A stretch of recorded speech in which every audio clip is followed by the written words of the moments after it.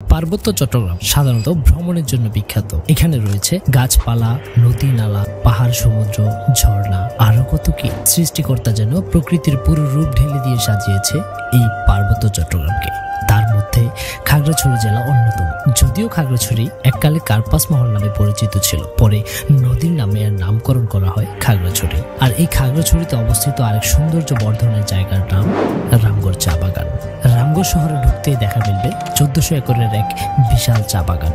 50-এর দশকে স্থাপিত এই চা বাগান, আর এই চা বাগান থেকে প্রায় প্রতি বছর 16,000 কেজি চা উত্তোলন করা হয়। রামগড় চা বাগানের মধ্য দিয়ে বয়ে গিয়েছে ফেনী খাগড়াছড়ি যাতায়াত সড়ক। এই চা বাগানের আসলেই দেখা মিলবে আদিবাসীদের জীবন সংগ্রাম, বৈশিষ্ট্য, সংস্কৃতি, ঐতিহ্য ইত্যাদি।